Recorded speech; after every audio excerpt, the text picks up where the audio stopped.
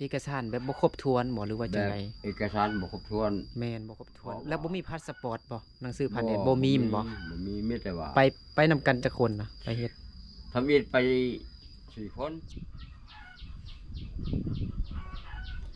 ครับสวัสดีพี่น้องหมดสุขูสุคนที่เคารพฮักแพงเด้อยินดีต้อนรับเข้าสู่2เบานึกเผาไกล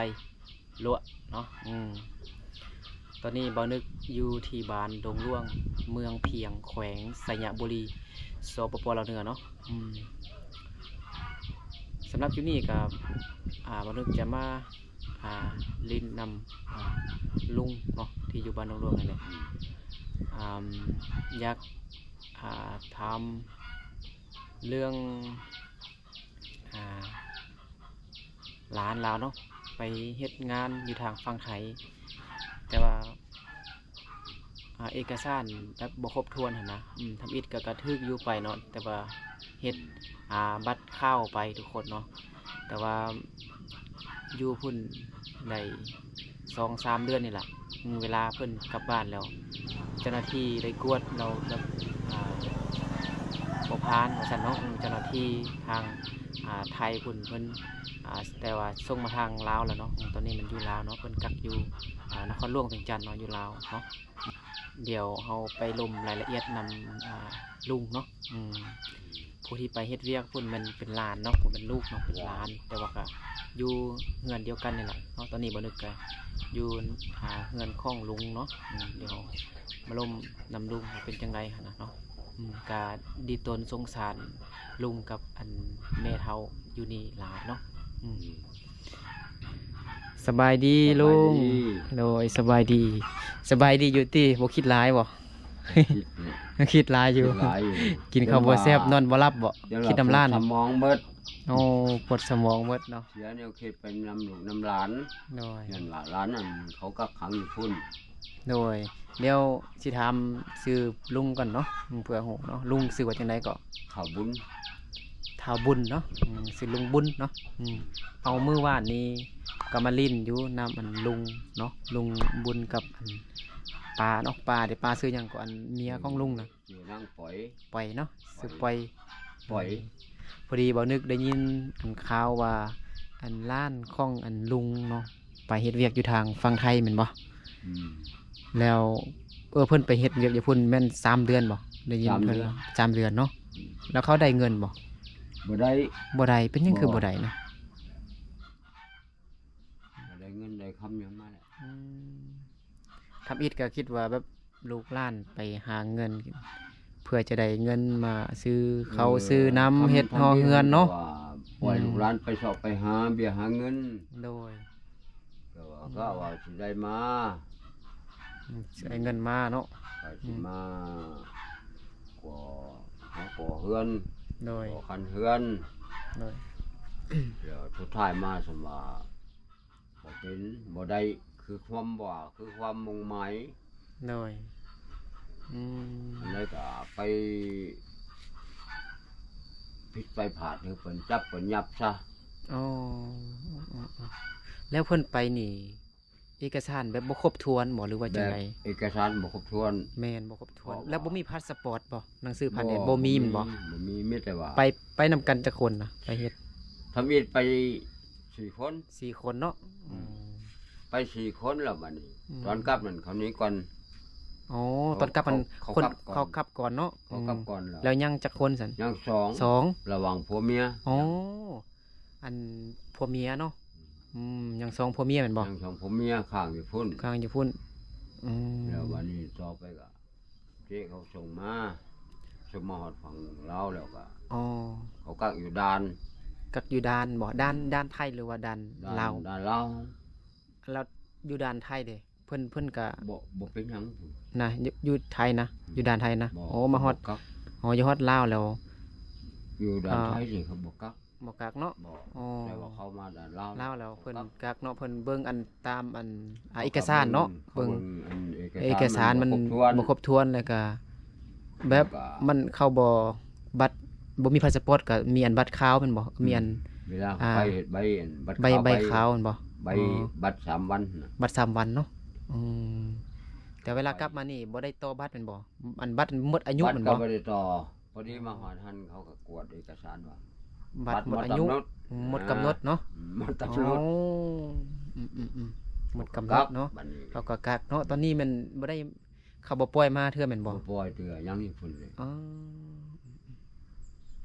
แล้วก็ทางประชาชนเริ่มพูดว่าพยายามอยู่ โดย แล้วว่า แล้วเฮาเงินอันไทยอันสองพ่อเมียหันล้านอันลุงอันหลายบ่ เรื่องเงินหนนาเฮาคนฝากได้เนาะทางลุงทางประชาชนเขาไป ได้ยินว่า ทางประชาชนไปว่าคน โดย ฝากได้เงินแล้ว โดย รวมทั้งหมดทั้งสองคนนี่3,500,000 3ล้านห้าเนาะโอ้3ล้านห้าก็ประมาณ 5,000 กว่าบาททุกคนเนาะครับปรับใหม่ บาทนี้ก็ โอ้ ปอดองนี่โอนไปแล้ว โดย โอนไปให้เจ้าหน้าที่ไปแล้ว โอ้เงินแท้โอนไปให้เจ้าหน้าที่แล้วเนาะ เออ ฮอดอันเจ้าหน้าที่ ฮอด แล้ว แล้ว อืม แล้วมันยังขัดข้องหน่อยนึงว่ามาเฮ็ดใบอันนั่นน่ะใบลงทุกข์ โดย ใบลงทุกข์หลังอันบ้านแล้ว โด ก็ ย จำกาลายเส้นของบ้านแล้วก็นี่แหละ โดยอืม เจ้าก็ทางประชาชนเพิ่นก็มีแต่ว่าร แล้ อ ว คอย โดยแล้วเงินหันแม่นเขาได้ยินแม่ป้าว่าเมื่อวานนี้แม่นได้ยืมเพิ่นบ่ ยืมเพิ่น กูแบบ กูเงินดอกเขา เงินดอกเขาเนาะแบบยืมเงินเขามาเนาะอ๋อเฮาก็บ่มีเงินเฮาก็หวังว่า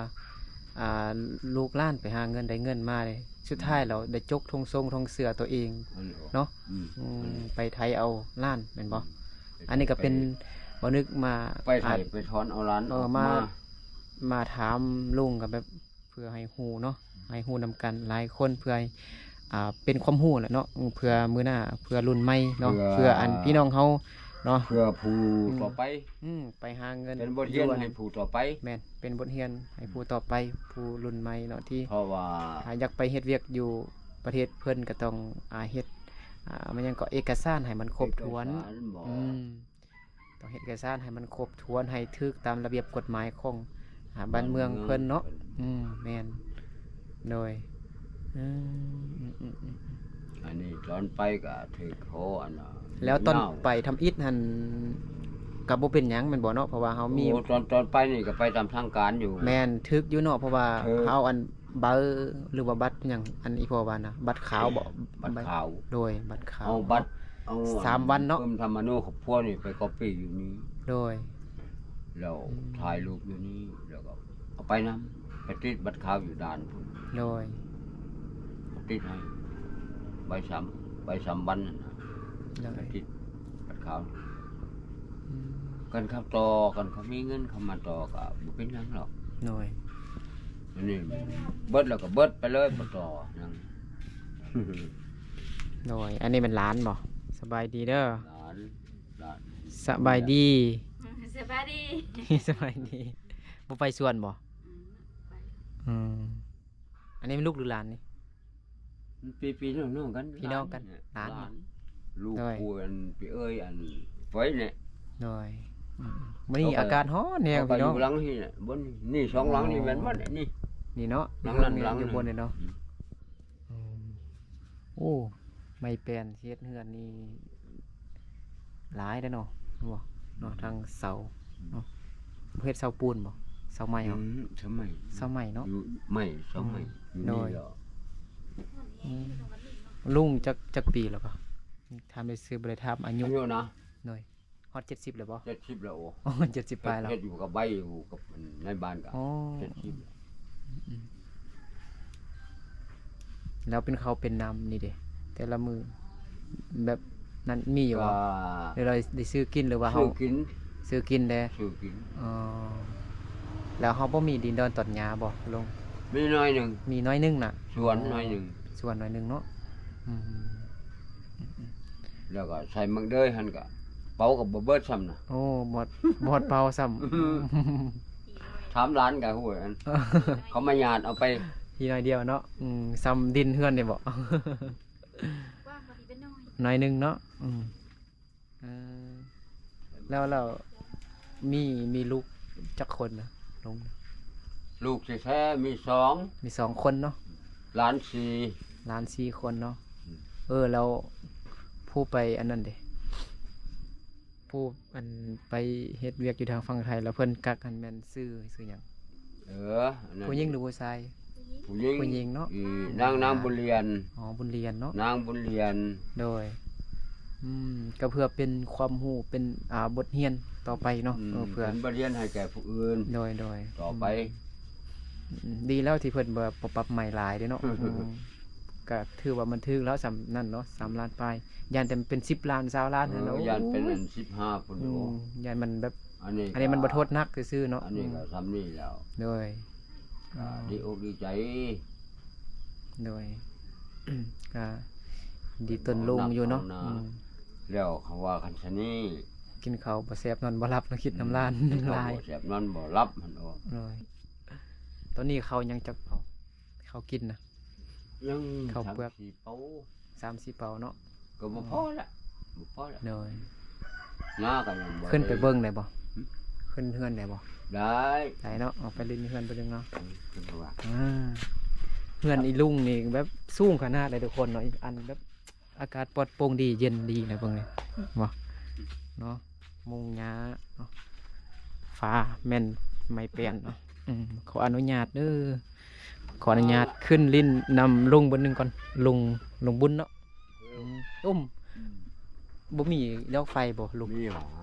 เปิดดอกไฟ ติดเลยเปิดเลยเนาะ เปิดเลยเนาะอันนี้มันเฮือนครัวของลุงเนาะ เพิ่นครัวทางไหน โอ้เฮือนแบบนี้ก็เย็นจะได้เนาะเป็นไว้ไว้แหละ เย็นไว้ๆแหล้วเนาะ มันกันมุ่งทางนี่ฮ้อนก่อนเนาะ โดยปึ๊บเออนั่งอยู่ในบุดหนึงก่อนนี่มันเย็นดีเพราะว่า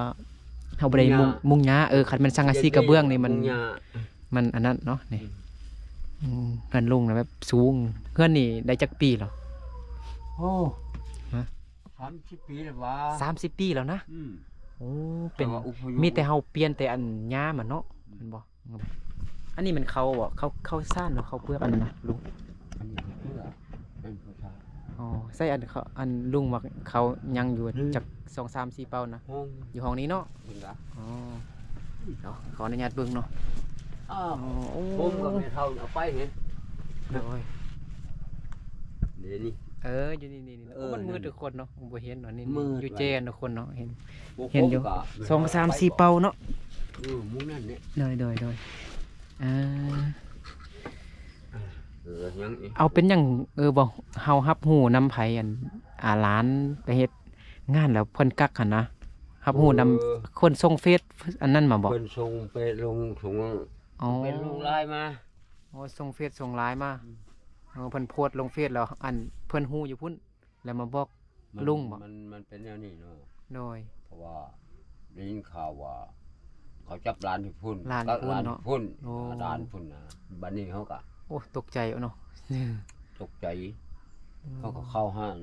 ปปชเนาะ โดย หัวบ้านหั่นนะที่มันตั้งตลาดใหม่หั่น โดย แล้วเขาก็ไปปรึกษามันก็ว่า ลูกผู้ใดแท้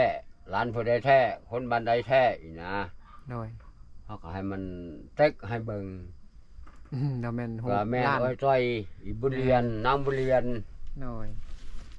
แล้วผัวนั่นไปห้องน้ำนะ โดย ผัวอันอีบุญเรียนหั่นนะ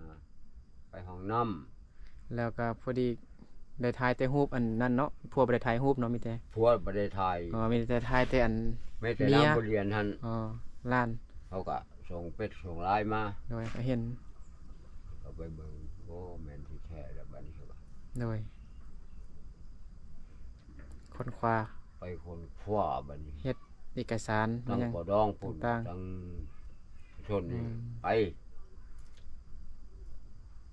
ไปกลุ่มคือแคมป์ โดย ไปทำสายไปกลุ่มคือแคมป์ ไปกลุ่มตำรวจมันเนาะ กลุ่มตำรวจคือแคมป์ ให้เพิ่นเฮ็ดให้บ่เฮ็ด ให้เป็นคนคว้าให้ คนคว้าให้มาเบิ่งให้เนาะ คนคว้าให้ ให้เป็นเบิ่งให้ ว่าได้ปุ่นมาได้คนคว้าเถื่อคนคว้าได้ว่าเป็นเท้า โดย แต่ละกลุ่มบ่มีเพิ่นว่าบ่มีบัดนี้เพิ่นคนคว้าเพิ่นไปตังเวียงเนาะ โดย ไปได้อยู่เวียงพุ่นนะ โดย ไปได้อยู่ทางเวียงแล้วเขากักอยู่ไสนครหลวงเวียงจันทน์ อ๋อ แล้วก็กลุ่มปะเป้าเนี่ย โดย แล้วก็ได้แล้วบัดนี้ได้สายติดต่อกันแล้วบัดนี้แล้วเขาก็ว่าให้คุณคว้าเงินมาเด้อ โอ้แบบมันค่อนข้างเงินไทยเอาเนาะไทยล้านเอา เขาบอกว่าคุณ ให้เอาล้าน ไว้เท่าใดกาชิ้นเปลืองแล้วก็กับปักหมอยไหมหันเท่าใดเขาก็บอกมาว่า3.5 ล้าน 3 ล้าน อ่า 5โดยประมาณ 5,000 กว่าทุกคนเนาะ กับไม้3.5 ล้านบาทนี้นี่อันเชิญ3.5 ล้านหันเฉพาะควายเจ้าหน้าที่เนาะ โดย แล้วบาดนี้เจ้าหน้าที่ส่งมาถึงคิวแล้วคิวมันหับมาเพ่ โดย ก็เก็บเงินไว้แล้ว600,000 2 คนหั่นนะ โดย คิวมาถึงเฮือนถึงบ้านได้ อืม 600,000นั่นแหละงองอยู่นี่น่ะมันพดสักมือเตือ อ๋อแต่เงินนั้นเพิ่นโอนให้ โอน ทั้งนั้นแล้ว โอนแล้ว ฮอดแล้วเนาะ โอนไปแล้ว โดยงองทาล้าน ถ้า เด้เนาะกินฮอดล้านเนาะ ที่ฮอดล้านโอ้ โอ้ เคยได้ เป็นห่วงเนาะ แต่ เคยได้ล้านเด้เนาะลุงกินข้าวแล้วบ่ ยัง บ่ได้กินเถอะ บ่ กินข้าวบ่แซ่บ กินข้าวบ่ กินข้าวบ่แซ่บนอน บ่ บ่หลับแล้วเนาะคิดน้ำร้านหลายโพดทุกคนโอ้ดีตนสงสารแฮงพี่น้องเนาะเออลุงก็อันนั้นเนาะพ่อเฒ่าก็งองทาล้านอันลูกเคย ร้านอยู่นี่แหละ เคยหาเงินคิดว่า มื้อใเขาสิส่งมาก็รอคอยอยู่นี่เนี่ย โดยเราคอยอยู่นี่เนาะได้จักมื้อแล้วตั้งแต่เพิ่นกัก โอ้แต่พุ่นน่ะ ฮอด วันที่ เดือนแล้วบ่ ห้า อ๋อ วัน สาวไป ที่ห้ สาวไปมื้อแล้วติ มาฮอดวันที่เช้าเก้ามื้อนี้เนาะ เอาแม่นได้สาวไปมื้อแล้วเนาะ โอ้ได้20กว่ามื้อแล้วทุกคนเนาะโอ้เป็นบทเรียนเนาะไปเฮ็ดเวียกอยู่ทางฝั่งไทยหรือว่าเฮ็ดอยู่ทางประเทศเราต้องเฮ็ดบัตรให้มันอันเนาะเอกสารให้มันครบถ้วนนั่นล่ะทุกคนเนาะ บ่มีพาสปอร์ตก็ให้มีบัตรแบบให้มันถูกตามระเบียบกฎหมายบ้านเมืองเพิ่นนั่นแหละทุกคนเอ้ยเนาะตอนนี้ก็คิดฮอดล้านหลายเนาะเคย เซาปลายมือแล้วเนาะตั้งแต่เพิ่นมาพุ่นเนาะแล้วก็กักแล้วก็ อย่ามาทำอิฐพุ่นน่ะ โดยแล้วป้าเด้เมียได้ไปซะแล้ว เมื่อนะ ไปนาพุ่น ไป อ๋อ นะ ไปเฮ็ดหยังไปดำหน้า ไป หรือว่า เบิ่งลูกเบิ่งหลาน มื้อมีอันลูกหลานอยู่พุ่นเด้ ลูกโอ้ อยู่นาอยู่สวนพุ่นบ่ แม่เขาอยู่บุญเรียนนั่นน่ะ อ๋อ อยู่พุ่นแล้วก็เมื่อเบิ่งตรงเบิ่งหน้าแดแล้วเขาตกเขากาแล้วเมื่อเบิ่งหัวเบิ่งเฮาแดอีกอ่ะแล้ว4 โมงแรงเขาจะกลับบ้านอีกนะ โดย นั่นน่ะ โอ้ มันตายเพิ่น เงินสูงแฮง เงินลุงสูงขนาดไหนทุกคนเนาะแต่มันเย็นดี ก็ว่าได้เงินได้คำก็ว่าสิดีขึ้นบ่ แล้วก็ งองทาล้านกับเคยอันไปหาเงิน หาเงิน อยู่ทางฝั่งไทยคิดว่าสิได้เงินมาได้ปลุกหอเฮือนเนาะ ไปมา ได้ แล้ว ซื้อน้ำซื้อข้าวซื้อน้ำกินเนาะแต่ว่าพัดว่าเป็นแบบนี้เนาะ สุพรรณว่าเป็นแนวนี้ซะ เป็นบทเรียนเด้อทุกคนเนาะมันก็วันนี้ก็มา เป็น มา บทเรียน ถามเบิ่ง ของ ข่าวๆซื่อๆเนาะเขาก็เป็นห่วงนำนะถ้าเกิดเป็นกับเฮาก็ยังคิดหลายได้ เป็นลูกเป็นหล้านเฮาหั่นนะพอกับอันปลาเมื่อวานนี้ก็บ่นึกก็ได้ลมแต่บ่ได้ถ่ายคลิปเนาะลมทามเบิ่งเพราะว่าได้ยินข่าวเด้ก็เป็นห่วงนำเนาะนั่นแหละ หน่อยบ่กินข้าวบ่กินข้าวกินน้ำได้คือน้ำลายไหลบ่กินข้าวกินน้ำบ่ได้เด้ บ่าย1 โมงปลายได้นี่ แม่น1 โมงเลย2 โมงแล้วทุกคนเนาะนั่นแหละทุกคนเนาะ ก็ดีอกดีใจละเป็นหลานมาสัมภาษณ์เนาะ หน่อยก็มาถามคร่าวๆหั่นแหละก็เพื่อให้ มา เพิ่น ท่องมาถาม เบิ่ มาง สัมภาษณ์ข้อมูล หน่อยก็เพื่อเป็นบทเรียนนั่นแหละเพื่อผู้ใหม่ไป ผู้ต่อไป หาเงินอยู่ต่างประเทศไม่หยังก็ให้ ให้มีบัตรมีใบมีเอกสารให้มันครบถ้วนหั่นแหละเนาะเว้าแล้วเว้าอีกหั่นแหละทุกคนเนาะ มีบัตร เพื่อให้ มีใบยังครบถ้วน ผู้ไปเฮ็ดเวียกมื้อหน้าเนาะอันนก็จะเป็นบทเรียนซื่อๆเนาะ ว่าอนาคตต่อหน้าผู้ต่อไป โดย ก็คือมันอยู่ใช้ไปใช้ก็คือมันมีสติ โดย ว่ามันคือมันได้ใบจากบ้านบ่ไปก็อย่างดีแด่ได้ใบ โดย สปอร์ตสเปิดไปใบอัน มีพาสปอร์ตกับใครได้เนาะ นั่นแหละ กินเขาวเด้อ เออ คิดหลายเนาะอืมสู้ๆเดี๋ยวกับเพิ่นก็ปล่อยมาแล้วเนาะปล่อยล้านมา เพิ่นก็ ล้านก็อยู่ลาวแล้วตอนนี้เนาะเพิ่นก็น่าจะอยู่ไทยเพิ่นก็น่าจะบอกคั่นแหละเนาะเพิ่นแนะนำให้ให้ไปกวดอยู่ด้านลาวก่อนเขาก็น้ำเนี่ย แนะนำ เดี๋ยวมันเอาเป็น ที่มัน น้ำโต อาจจะ เขา ผิดอยู่แม่น มันเป็นน้ำโตเขา แม่นตัวเขาได้แม่นบ่เขาว่าอันแม่นหยังก็ลูกหลานลุงเป็นอะไรได้ยินเพิ่นว่าบ่เต็มจังซั่นจังซี่บ่แม่นติคันบ่เต็มบ่นั่นเฮ็ดเวียกบ่ได้โอ้ต้อง มันเป็นคนเอื้ออะหน่อยนะ อ๋อ เป็นคนนั่นแหละมันคนนี่มันอิบุเรียนี่มันเป็นคนบ่เต็มอย่างว่าอย่างไปผ่าตัดเนาะ โดย ไปผ่าตัดอยู่เสียสติง หน่อย แล้ววันนี้แม่เขา ก็เป็นคนปีการนะ ๆโดย อันนั้นก็ผ่าตัดอยู่ผู้ไหนไทยผู้ไหนคุณหมอ โดยโอ้ไปผ่าตัดอยู่ไทยพุ่นอีก ตอนอพยพไป โดย ตอนอพยพไปแล้วมันบ่สบายอยู่เนาะ โดย แล้วไปห้องหมอ โดย แล้วเขาชักยาให้เป็นอักเสบแล้วเขาไปผ่าตัดนะแม่ก็บ่เต็มลูกก็บ่เต็มละ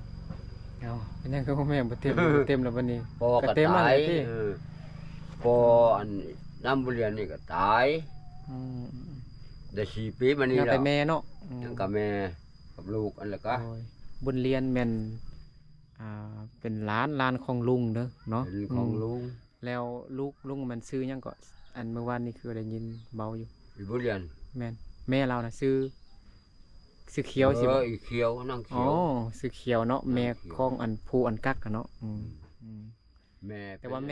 ม่อันผู้กักกันมันอยู่นานบ่ตอนนี้ เมื่ เนาะ อเมื่อนะ อยู่นาเนาะ เขาเบิ่งเขากล้าเขาอันที่เขาหวาน โดยครอบครัวลุงก็แบบนั่นแหละพี่น้องเนาะ ก็ทุกแท้ทุกบาแล้ว ทุกเดือนทุกว่า อืม มาทุกแล้วซ้ำนี่มีแล้ว ย้อนว่าบ่มีคนไปเสาะไปหา โดยโอ้ ไป เอา ไป ลุงกับ แล้ว เท้าแล้วเนาะไปหาไปเฮ็ดเวียก เขา กัน แล้ว อาจจะอันนั้นอยู่เนาะเฮ็ดเวียกบ่ค่อย เฮ็ดไปสำนั้นเนี่ย โดยอืม ไปเก็บมักถั่วเขา ตัว ไป จริง จ้าง ไปซื้อมื้อ อืมซุมื้อ นักเจอก็จ้างเขาเป๋าอันนี้เป๋าก่อน โดย นักเจอก็เปิดเอาผู้เดียว 4-5 เป๋าได้ โอ้ แล้วก็ไก่นี่หาบ้านกลางพุ่นแหละ โดย ไป ไปเอาเนาะ ไป ไปขาย เจ้าก็ ขายได้เงินมาก็ซื้อข้าวซื้อน้ำกิน อืม อืม แล้วบัดนี้เจ็บอันนี้หลายเนาะ โดยเจ็บขาหลาย เจ็บอันนี้หลายข้อนี่นะ โดย จ้างเขาเป๋าละ10,000 5เป๋าก็50เลยเด้ โอ้เอาเฮ็ดบ่ได้เดี๋ยวเราก็เมื่อยเจ็บขา เล่ เนาะ นไปทุกแบบ โดย เจ้าก็สู้เอาเอาไปส่งเขา โดย เมื่อใดมันสมบูรณ์แล้วอะจ้างเขาเมื่อใดสมบูรณ์ได้ก็ไปเอา เฮ็ดเอง โดยบ่มีหยังกินบ่เดี๋ยวร้านสิเอาเงินซื้อหยังกินเด้อ บ่มีหยังหลาย บ่ขอหลายล้าน ฮะ ปลาซื้อหัน10,000 น่ะโอ้มีปลาอยู่ อ๋อเอาไว้ซื้อย่างอีกก็ได้เด้อร้านก็บ่มีหยังสวยเด้อนี่เอาให้อันลุงแสนหนึงเด้อโดยขอบใจ ขอบใจคือกันเนาะ น้ำหลาน โดยเอาไว้ซื้อ มีบุญกำบุญจู โดย นะ โดยสาธุ เกิดเงินก็คือวันใดวันกำเกิดคำก็คือมันได้วันกอบรักอยู่บ้าน โดย ไกล ดีต้นก็เป็นห่วงน้ำเนาะบ่นึกก็ ขอให้ บ่มีหยังให้เนาะทุกคนเนาะเอาเงินให้แสนหนึงให้ลุงกับอันปลาเนาะปลาก็มื้อแรงพุ่นละจึงมาอันบ่ แรงเนี่ยชีมุก โดย ชีมุก ปลามาเนาะซื้อหยังกินเนาะ อันนี้ก็เงินหลานเด้อ โดยมีแต่ซำนั้นแหละร้านก็ได้ร้านก็บ่ได้บ่มีบ่อนไปเฮ็ดเวียกคือกันนั่นแหละ แล้วก็ ถ้าว่า โดย อะไรมาบ่ทันเนาะ โดย มื้ออื่น โดย มื้ออื่นมานั่น มาเล่นน้ำอีกโด มาย เล่นน้ำตื่น โดยโอเคนั่นแหละพี่น้องเนาะเอาก็เพื่อเป็นบทเรียนเนาะเบาเรื่องอันล้านของลุงเนาะไปเฮ็ดเวียกอยู่ทางฝั่งไทยเนาะไปแบบบ่มีพาสปอร์ตหั้นนะบ่ มี เอกสาร ใบพสปอร์ต บ่ มีเอก ค่อยครบ สาร บ่ครบถ้วนมันหยังหั้นนะทุกคนเนาะ ไปอย่าง ถ้ามีพาสปอร์ตนี่ก็อาจจะมันจะดีกว่าอันเฮ็ดบัตรเม็ดเบอร์อันนั้นเนาะสัวข้าวมันหยังหั้นน่ะเนาะเดี๋ยวร้านก็สิกลับก่อนเด้อ ขอบใจละลาย โด เด้ ย อ ขอบใจคือกันเด้อโดย หน้าพบกันใหม่ร่วม มื้อ กั ห น น้า ใหม่ พบกันใหม่เนาะโดยโอเคก็เย็นดีเนาะเฮือนลุงเนาะเย็น จำเดียว ลุงยาเฮือนสูงเลยทุกคนเนาะเย็นดีโดยปิดไฟได้ลุงเปิดไว้ เมื่อคืนนั่นแหละทุกคนเนาะโอ้เฮือนลุงสูงแหงพี่น้องเนาะก็เพื่อเป็นบทเรียนเนาะก็สภาพครอบครัวของลุงเนี่ยก็ค่อนข้างลำบากเลยเนาะเราก็ว่าเจ็บขาอยู่สันเนาะเฮ็ดเวียกบ่ได้เด้นี่ ลาวเนาะงองท้าลูกหล้านไปเฮ็ดเวียกฟังว่าลูกหล้านแบบไปหาเงินเราได้เงินมาเพื่อมาปลุกห่อปลุกเฮือนซื้อข้าวซื้อน้ำกินนะแต่ว่าสัมภาษณ์ไปแบบผิดเนาะไปบ่ถึกระเบียบกฎหมายของบ้านเมืองเพื่อนเนาะโอเคก็เพื่อเป็นบทเรียนเนาะผู้ไม่เนาะผู้ไปเพื่อจะไปหาเงินอีกเนาะอยู่ต่างประเทศกะพาได้ไปก็ให้มันเอกสารก็ให้มันครบถ้วนเลยเนาะโอเคแต่เนาะเอาสำหรับคลิปนี้ก็บ่นึกก็ขอลาพ่อแม่พี่น้องหมดสุขูสุคนไปก่อนเนาะเดี๋ยวเจอกันในคลิปต่อไปเนาะสบายดีบ๊ายบาย